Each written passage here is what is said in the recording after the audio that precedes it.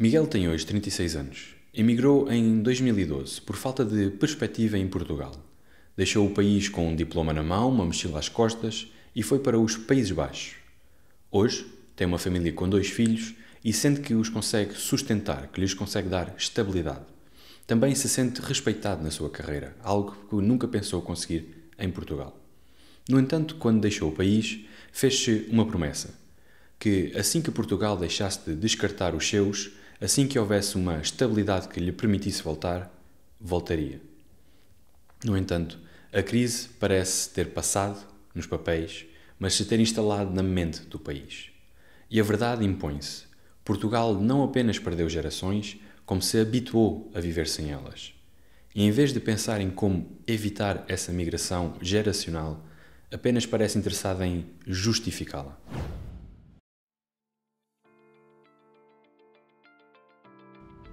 A pergunta central do episódio de hoje é: por que é que o país que nos ensinou a sonhar, que nos deu sonhos, já não tem lugar para a concretização desses mesmos sonhos? Ora, no episódio do Diagnóstico Nacional de hoje, vamos abordar um fenómeno que deveria ser tudo menos inevitável. A fuga da geração mais bem preparada de Portugal, a imigração dos seus filhos. Não estamos a falar apenas daqueles que foram à procura de aventura, que também é uma causa legítima, estamos a falar daqueles que queriam ficar no país, que queriam fazer a sua vida perto dos seus. No entanto, sentiram que não tinham essa possibilidade, sentiram-se impedidos de o fazer. Hoje, 850 mil jovens que nasceram em Portugal já não vivem no país. E ainda pior, quase 3 em cada 4 jovens nos ensinos superiores pensam ou ponderam emigrar depois dos seus estudos, de terminarem os seus estudos. A pergunta já não é porque é que emigram. A pergunta passou a ser o que é que ainda vos prende cá, porque é que ainda não emigraram. Ora, no episódio de hoje vamos abordar vários temas, como por exemplo os dados mais recentes sobre este fenómeno, as causas do mesmo, as consequências sociais e económicas que pode haver e também as medidas em vigor ou que deveriam estar em vigor, a ausência de medidas. No entanto, o objetivo é parar e pensar. Pensar se é isto mesmo o melhor que Portugal tem para oferecer aos seus filhos. Falar de imigração hoje não é mais especular. A imigração é um fenómeno quantificável, documentado e estruturado. Segundo os dados mais recentes, 73% dos jovens no ensino superior pondera emigrar. 1 em cada 4, 25%, já decidiu que o fará e apenas 10% diz que quer ficar em Portugal. A maioria dos que ponderam sair diz que o fará entre 5 a 10 anos, no entanto, 1 em cada 3 diz que o fará por mais de uma década. Não são apenas casos isolados. Estamos a falar de toda uma geração que Portugal está a perder. E 30% dos nascidos em Portugal, que têm hoje entre 15 e 39 anos, vivem no estrangeiro. Como disse no início, são por volta de 850 mil pessoas. Portugal não está apenas a perder jovens, está a perder investimento, está a perder capacidade produtiva e está a perder, sobretudo, o seu futuro. O custo estimado para formar um jovem com ensino superior total é de mais de 100 mil milhões. E quando o jovem emigra ou quando este talento é perdido, obviamente que este valor não é recuperado. As estimativas podem ser ainda mais preocupantes. Segundo a Federação Académica do Porto, que fez um estudo ou cálculos a janeiro de 2025, por isso são cálculos bastante recentes, Portugal pode perder até 112 mil milhões de euros em 45 anos, num cenário mais extremo, ou seja, corresponderia a uma perda de 2 mil milhões e meio por ano. No entanto, num cenário mais realista, Portugal perderia entre 65 a 70 mil milhões, ou seja, 1.000 milhões e meio por ano. Não é apenas produtividade, não é apenas inovação que se está a perder, é também tempo. Tempo de lutar contra esta tendência em crescimento. Como podemos ver neste gráfico, a proporção de imigrantes permanentes, ou seja, imigrantes que ficam fora de Portugal por mais de um ano com ensino superior, tem vindo a aumentar. Eram de 30% em 2015 e são hoje entre 40% a 45%. E temos por isso de nos perguntar, ou a pergunta surge, o que é que estes jovens procuram lá fora que o seu país não lhes consegue dar? De acordo com o estudo da Federação Académica do Porto, a imigração jovem é explicada por 2 tipos de forças. Temos de um lado os fatores de expulsão, os fatores que levam uma pessoa a decidir emigrar, como por exemplo os salários baixos, o desemprego ou a falta de oportunidades. do outro lado, temos os fatores de atração, que levam uma pessoa a considerar um país X como possível destino de imigração, como os salários elevados e as condições de vida ou perspectivas de progresso no país de destino. Mas se o objetivo deste segmento é compreender porque é que os jovens abandonam Portugal, interessa-nos sobretudo discutir sobre os fatores de expulsão. Segundo os dados recolhidos, as razões são claras e profundamente repetidas. 95% dizem querer uma carreira onde se sintam realizados e 80% apontam os baixos salários e o desemprego como causas principais. No inquérito da Federação Académica do Porto, as 3 razões predominantes na decisão de emigrar não são apenas económicas, são mesmo existenciais. Por ordem de importância, temos: número 1, melhores condições de vida; número 2, melhores perspectivas de progressão na carreira; e em número 3, maior salário bruto mensal. Ora, isto levanta uma reflexão incómoda contra algo que tem sido tido como um facto corrente. Os jovens imigram apenas para receberem um melhor salário. No entanto, se nem o salário é o fator principal, então o que isto nos diz é que as condições de vida em Portugal, mesmo antes de considerar questões salariais, já são percebidas como insustentáveis. Mais do que números, isto traduz uma sensação generalizada, a sensação de que em Portugal o mérito não tem retorno, de que se investe em estudar, em trabalhar, em resistir, e o que se recebe em troca é precariedade. Trabalha-se muito, avança-se pouco, ganha-se mal. E, para muitos, o pior nem é o que se ganha. O pior é o que não se vive. Antes mesmo de saírem, 36% destes jovens que emigram estavam desempregados. Depois de emigrar, apenas 4% continuavam nessa situação. 70% dos que emigraram mais do que duplicaram o seu salário ao emigrar, passando de menos de 1.000 para mais de 2.000 euros mensais. A matemática é por isso simples, e a escolha para muitos também o é. Entre a estagnação em Portugal e a oportunidade lá fora, a resposta torna-se evidente. Quando um jovem qualificado emigra, o país não perde apenas um contribuinte, perde um futuro. O futuro de alguém que poderia ensinar, que poderia criar, investigar, transformar.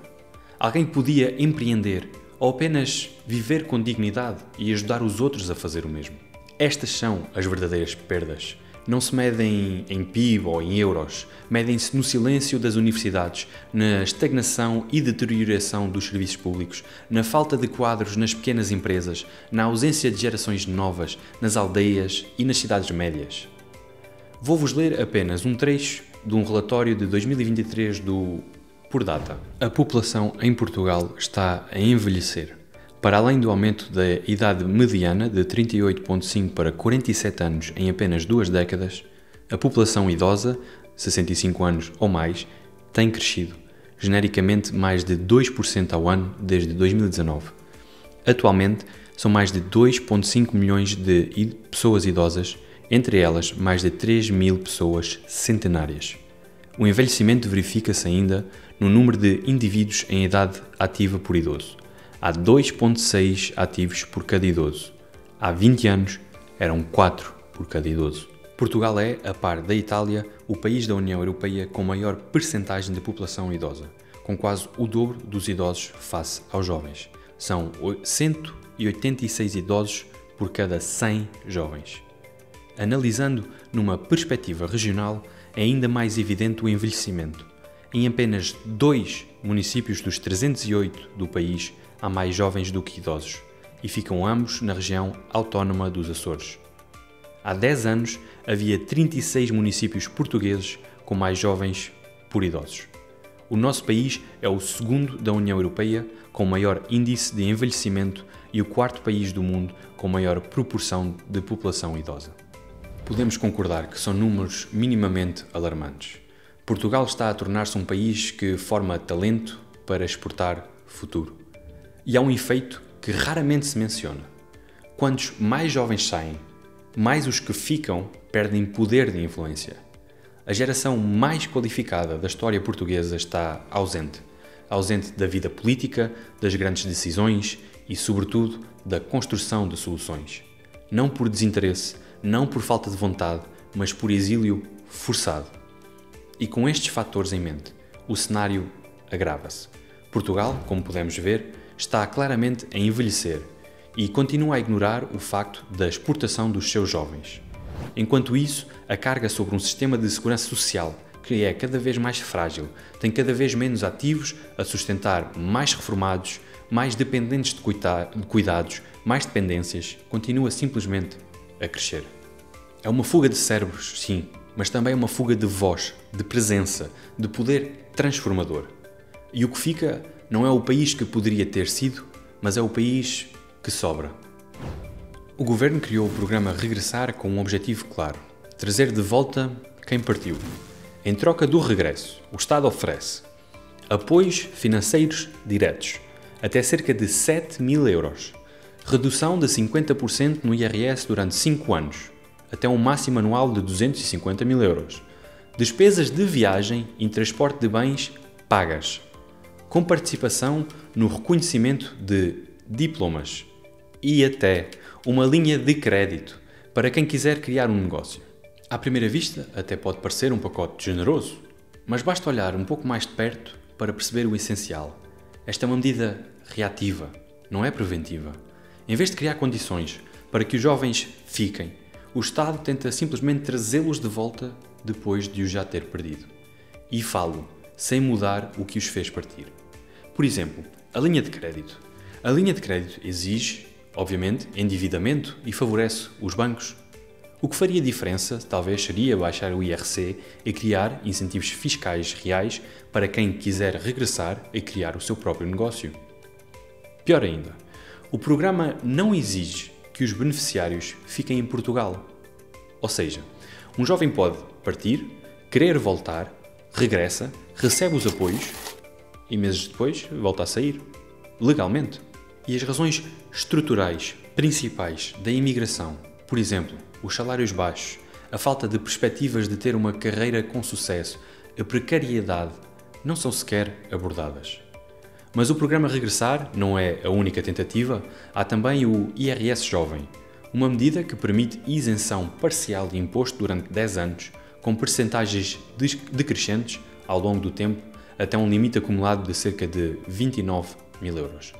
Esta é uma política louvável, porque qualquer medida que alivie a carga fiscal sobre quem está a recomeçar a vida merece reconhecimento. E neste ponto, o Estado acerta, dá espaço para respirar em vez de asfixiar à partida. Mas o problema está no contexto, não na medida.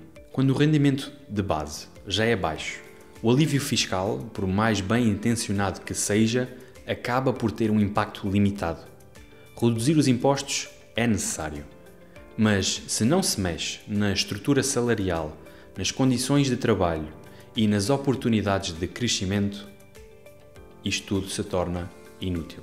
Por isso, o que deveria ser um incentivo transforma-se apenas numa ajuda simbólica. E qual é o seu resultado? Temos medidas bem desenhadas, bem intencionadas, mas soltas, desarticuladas, órfãs de estratégia. Como se o Estado entregasse peças de um puzzle sem nunca mostrar a imagem final daquilo que quer construir. Ora, Portugal não é, obviamente, o único país com jovens a emigrar, mas é um dos poucos onde essa decisão se tornou quase como que, por exemplo, um ato de sobrevivência silencioso. A geração mais qualificada da história do país está a ser dispensada, com toda uma tranquilidade de um país que já se habituou a perder. E talvez seja este o verdadeiro problema. O trabalho dos políticos, na nossa era, é apenas é vender esperança. Não é garantir que tudo será resolvido, é garantir que vale a pena acreditar, mas nem isso conseguem fazer hoje, porque os jovens olham à sua volta e já não veem futuro. Procuram-no no outro lado, não por falta de afeto ao país, mas por ausência de horizonte dentro dele. É isto que está em causa. Não é só quem parte, é o que fica para trás, é a democracia que se esvazia, é o país que envelhece, é o ciclo que se repete por falta de coragem em quebrá-lo. Mas ainda vamos a tempo. Se não conseguimos reter todos, que obviamente não conseguiremos, devemos pelo menos lutar por cada um. E isso começa por parar de normalizar a partida. Começa por exigir políticas sérias e, sobretudo e principalmente, visão de longo prazo e líderes que não vendam promessas, mas que construam alternativas. No Exordium, procura apresentar também ideias, propostas, caminhos, mas há episódios em que as respostas não são tão evidentes. Porque quando o problema é o país inteiro, as suas condições, os seus bloqueios, os seus ciclos, as soluções não cabem num vídeo. Talvez por isso, este episódio soa um pouco mais a crítica do que a proposta, o que não é o objetivo do canal.